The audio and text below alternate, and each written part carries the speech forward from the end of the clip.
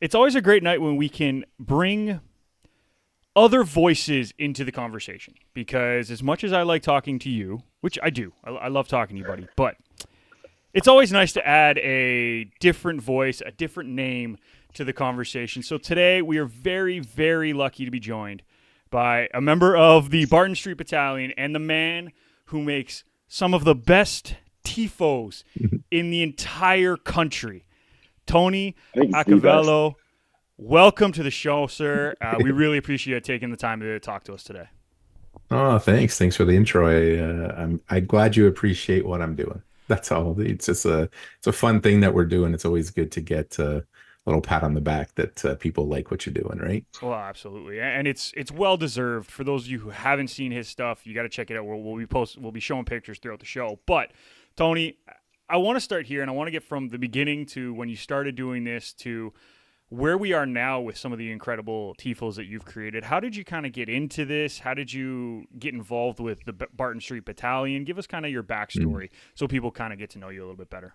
Yeah, for sure. I mean, the recent ones I just kind of started doing on the lark, but the battalion's been making tifos and banners since pretty much since year one. The battalion was formed, so like I started actually. There's two different groups, right? So the battalion is fans, Forge fans, but there's mostly in the supporter section in section 112. So if you're at a game and there's drums playing and smoke and flags and all that sort of stuff, that's us in the battalion in 112 doing the noise, right? A bunch of guys organize that right now. Started with Alan Gorman and a bunch of guys, and now it's like RJ and Charles and a few other guys, like just changing over leadership every so often. And it was all formed a few years before Forge actually was officially started. So I didn't even know about them, although I kind of knew people in the group. And then I started my own group, the Forge Fanatics, which is more of the online fan community. So it was actually started about literally 4 days after Forge was officially formed, because that's the actual date. And I remember being a co-founder, like you had the chance to put in your $50 towards your season ticket, like before the club was even formed. So we were fans right from the beginning. And the Fanatics now, I think the battalion's like around 300 people, and the Fanatics are almost 1,600 now online community, right? So Wow. it's been going since year one, and it's fan based, right? It's on Facebook in a private Facebook group, but we're on Instagram and TikTok and whatnot as well. But most of the stuff happens on Facebook. And it's fans sharing photos and stuff. And the battalion's been a huge part of it, of course, to create the atmosphere at the games. We got tifos there for Dom Samuel, and just we've had them for Lubins, had a big Wu-Tang Clan symbol, like show us your Woobs for Lubins, who's now down in the MLS. Just a bunch of stuff like that over the years, kind of thing. So it's just part of, obviously, you guys know footy fan culture around the world, right?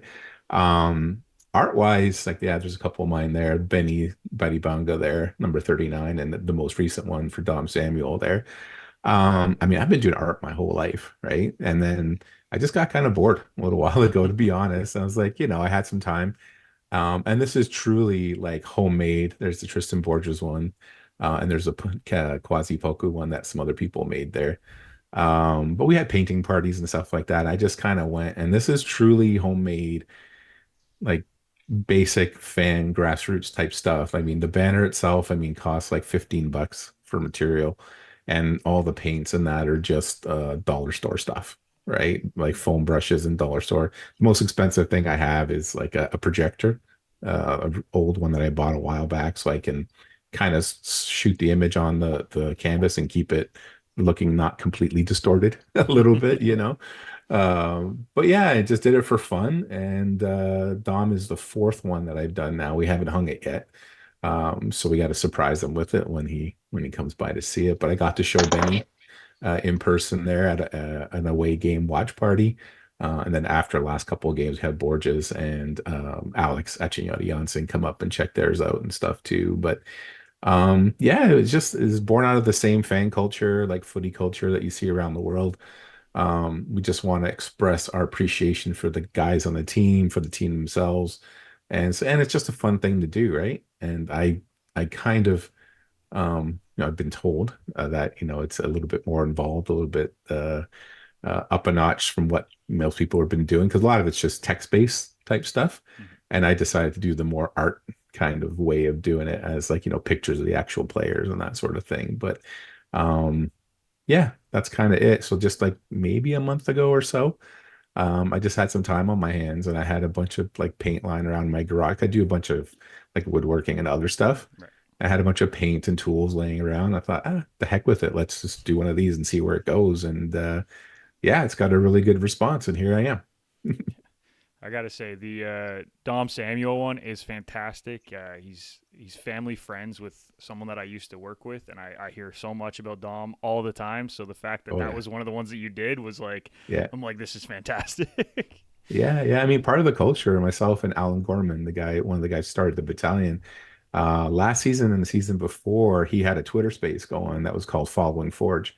And he had me come on and we did a regular kind of bit there on there. And we got to the point where we kind of kept trying to choose the man of the match. Right. And for the longest time, it was always Dom Samuel.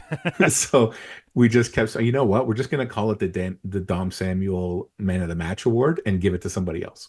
Right? There Just you because go. we just kept picking him every match. He's like solid right from the beginning. He's always Mr. Reliable whenever he plays. So it's like, man, let's just give him props. Won't name the award after him, so we don't have to talk about him anymore. And we'll pick some other people. Fair enough. Fair enough. Josh. No, that's absolutely incredible.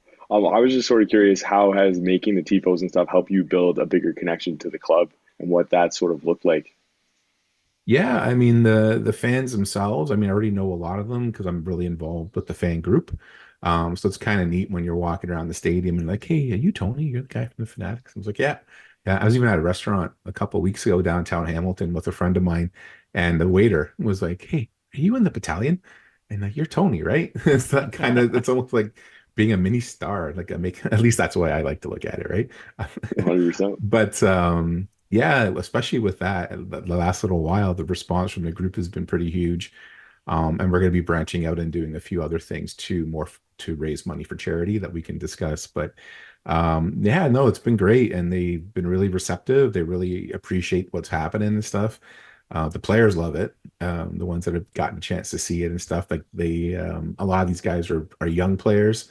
They really haven't played in that level, like up in MLS or in Europe and stuff like that. So they haven't had the opportunity to experience that like TIFO culture. So someone makes one for you. It's kind of a big deal. And they've been really receptive to that. And actually, speaking about Dom, I met his mom at the last match.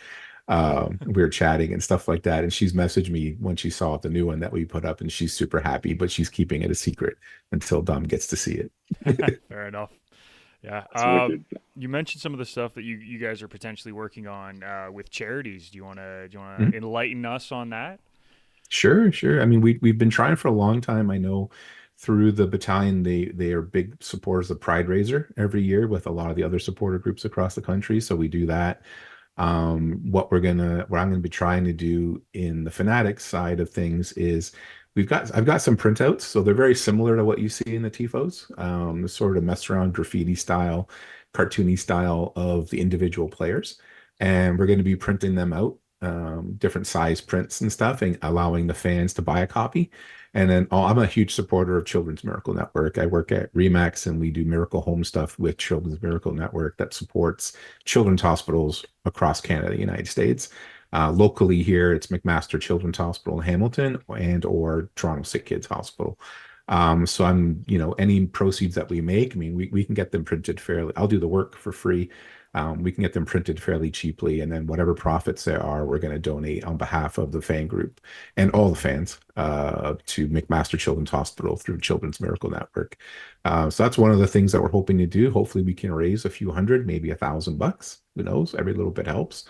And then there's been a bit of a push within the group. I mean, again, this is really grassroots stuff, right? I mean, when you're in a fan group, it's people that live in the community, which is why we're so grateful for the teams that take the time to be a part of the community with us. I mean, they show up at our elementary schools, they show up at grassroots soccer.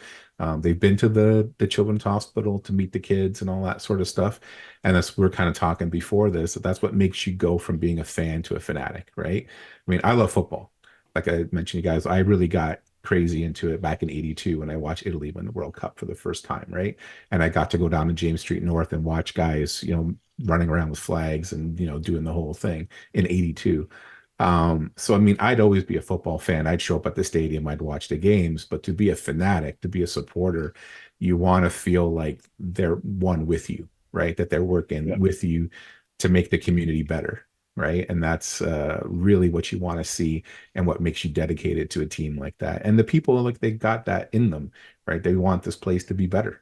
And that's really it. They want to take pride in their community. That's why we take pride in the team when whether they're doing well or not. They're representing us, so we take pride in them. And as a group, I've had more than a few of them approach me to sort of try and organize some kind of charity work in the city here, whether it's working with the Good Shepherd and the food banks and that sort of thing, or community cleanups and that sort of. So we're actively looking at a bunch of different things to try and get, like I said, just get the fans involved in the community and try to make it better for everybody. Amazing. That's fantastic. Yeah, and we'll It's see where it absolutely goes, incredible. right? A lot of the ideas come right from the fans. And like I said, I started the Fanatics group. I really just sit back and let them, I share a bunch of stuff, Yeah. but they share their photos, they share their stories, even when they're traveling around the world and they're wearing Forged jerseys and hats and they're just proud. Like there's a dude, a friend Mark there, he was at Easter Island like a year ago, just and he had his jersey on, and he met a guy from a local club there, and they did a Nice. jersey exchange at Easter Island. It was the No craziest thing. way. That's Yeah, it was awesome. hilarious, man. But this is what, and they spontaneously, like, I don't ask them to. They're just proud. They're Yeah. like proud of the team and all that, and they share their photos from games, even when they're just out and about in the city and they got their Forge jersey on. They're sharing photos in the group, right? Just letting everybody know that they're letting everybody know about Forge. It's a great thing. It really is. No, Yeah. it's absolutely wonderful. I think that's what it's all about, right? Is that building that community, and the fans really help with that. And it just to be able to bring that element of European culture in with the tifos and stuff like that. And as you're mentioning, what it means to some of these young guys and stuff, it's just absolutely incredible. And that's what the show is sort of about, right? It's about highlighting, the supporters groups and just being Yeah. able to call attention to that and seeing how crucial and important those are to growing this league and growing connections with the community and stuff. It's wicked, absolutely wicked. Yeah, I mean, CPL is a great opportunity for us. We joke, and it's the old clip from The Office, like Andy Bernard in The Office. Like it's nice to know what it would be nice to know when you were in the good old days, so that you can enjoy them. And this is it, man. We're like we just had an autograph, like a signature night. So all the players were sitting at tables on the field after a match, and everybody like it was hilarious to sit in the stands and literally watch a couple thousand kids and adults like run onto the field to make it over to the tables to get the signatures that they wanted from the and kids are getting their boots signed, they're getting balls signed, like pictures, all that kind of stuff, right? And we're meeting guys at events like at jersey launches and stuff, which once you get into a league like an MLS league or something with bigger clubs, bigger money, you really don't have that kind of access. So at this level, just to be able, and when the guys aren't playing, like if they're just off that week from an injury or something like that, a lot of them come down and sit in the supporter section with us and just hang out with us. Like Dom Samuel's done it, I don't know how many times, and it's fantastic just to be at that level right now. And like I said, Quasi's off now, I believe in Belgium, Yep. training, Crazy. like trialing with the team there. And I mean, just like last week, I was just chatting with him. And, I was planning to make a tifo for him, but he's leaving, so heck with him. Maybe a little going away present.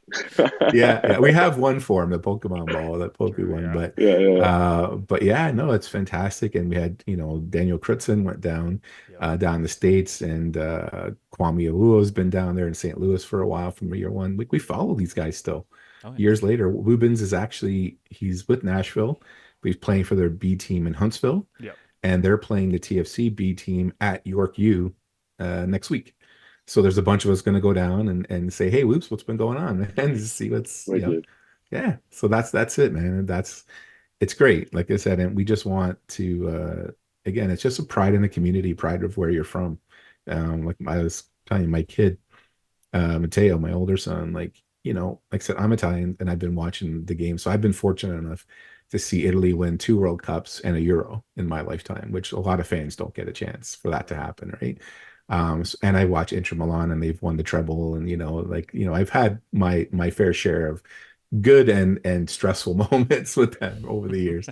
And my kids have gone for the ride, right? They were old enough, they were around when Italy won the last World Cup. After Italy won the Euro, they were out with flags in my car, driving around the city, honking horns and all that kind of stuff. But last year's final, like I said, they've been involved with Forge since year one. Like my son Mateo was with me in the final when Borges scored the Olympico to win the championship, the fourth championship. And After that, we went to the celebration about a week later. Like we have at Tim Hortons Field there, and he told me flat out, he goes, that was the greatest soccer game that he's ever been to, that he's experienced. And he said, and he's got to see World Cups and stuff, right? And there's just that connection, right? It's his team. Like this is where he was born and grew up. It's the Hamilton team. It's our guys. He's also got Portuguese heritage from his mom's side, and Borges is Portuguese from, Ontario, Canadian boy kind of thing like that. So making those connections that closely with that, and just having that, it's the first time in my life, like I said, in 51 years, where you've really been able to say, like, these are our guys. Yeah. This is our team. This is from where we're from. It's not like me cheering for Milan, or something like that. Like this is our city, our guys. We see them all around. We know, like you said, we know their families. Like we work with them, and to see our guys have a chance to go off and do this, and it's our team, you can't beat that. You can't at all. And you talk about growing the community. You talk about your family, their love for the game. Talk about how much your sons have also been involved in this sort of growth of the Tifos, because you guys have been around the Forge team forever. You've seen lots of championships. You were mentioning some stories beforehand. Fill us in on a little bit of that. Yeah. Yeah, like I said, from day one, they've been there, and we've had so much fun. They come to the games with me. They're both a little bit older now, and like I said, they've got their own jobs and stuff like that. So it's always a challenge to kind of, get everybody lined up. But they come to as many games with me as they can. I've been a season seat holder since first year, right? So I've been there since day one. Um, the funny one that people kind of like to see is, and I've had this photo up at a few different places, but at the end of every year, at least the first year, we just, we got to meet Bobby after the championship, and he had his medal on and stuff. So I got my kids to take a picture with him. And then we just got the idea, like the next year, we want to get our photo autographed. Well, we won the championship again. So that one was a COVID year. They were out playing out with BEI. So they won it 2 years in a row. Then we lost to Pacific, but then we won it again. So we took our photo from that first year and got Bobby to sign it. But after he signed it, we took another photo of him holding that photo, and then we won it again. We won it last year. So Bobby's holding the trophy, and he signed last year's picture, and they're holding it. So if you zoom in on last year's picture, the first picture is the three of them. He's holding the trophy, and you zoom into the one that my son is holding, and you can see them from last year holding the trophies up and stuff like that. And you zoom in even more, and you can see it going back to the first year, like 5 years ago. So it's my kids, they're 19 and 21 now, but this goes back to when they were 14 and 16, and you got all the photos in the same photo, right? And so that's legacy right there, man. That's what you see. I keep telling guys, all the things that we're doing on the fan group there, like whether it's introducing the TIFO culture, whether it's holding events like before the season starts, and meet the players and trivia nights and away game watch parties, even with the Voyagers, the Canadian national team, we do the same. We're building it so they can live in it, right? We're laying the foundation for this, so that when my kids are older and I'm long gone, wherever that is, and they've got their own kids or whatever, and they go down to Tim Hortons Field and they watch a game, they can kind of say, I was here with my dad, and yeah. I saw this happen, I saw that happen, and we did this and we did that. That's legacy, right? I mean, that's beautiful. You wish you could do something like that, and we're doing it. It's truly so special, because like for me too, I grew up watching a lot of Italian soccer, and so that was a lot of where my love of football came from. So then to be able to, like, I'm a Juve fan, so we can't really be friends, but it's okay. That's fine. We can be friends for now, Josh. Come on, don't say that. Exactly. You can't always be right, man. It's fine. It's wonderful.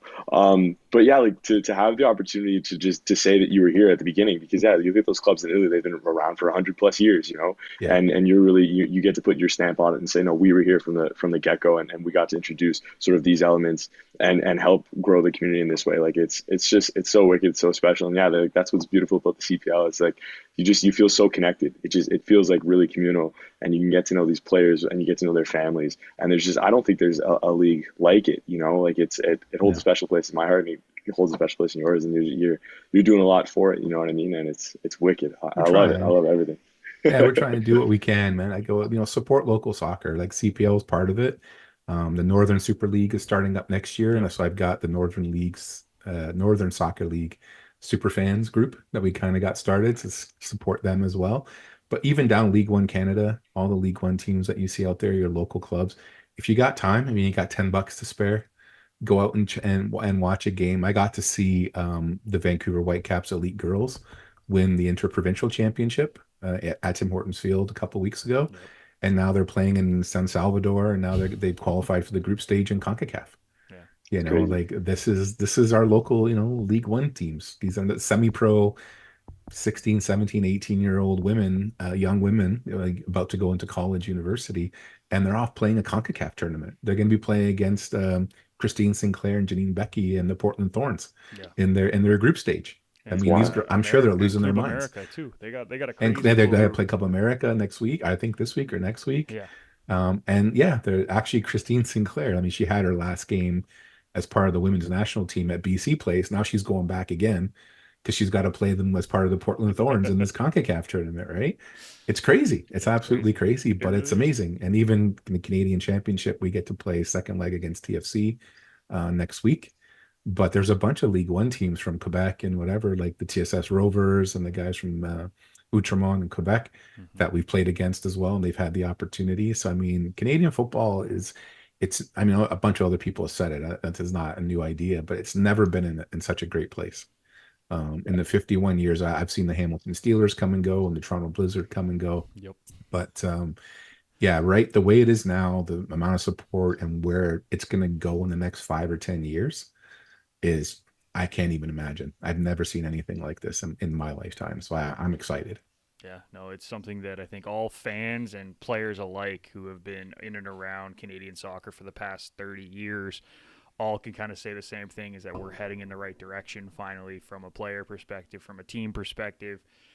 We got to get some stuff cleaned up at the national level, but that's every country. So, no, this is great. And Tony, you are doing a great job growing the community. We really do appreciate it. Both me and Josh have been talking, wanting you on for a while. So, thank you for everything you do to help grow the game in Hamilton and around the Forge area. Yeah, thank you guys, man. Just keep doing what you're doing. Just keep loving the game and talking about it. And the only place we can go is up from here. It's the only place we can Exactly. go. Tony, thank you so much. We really do appreciate it, and we will get you back on soon for sure. Take care, Thank you guys. so much. Thanks. Have a All good the one. best. Cheers.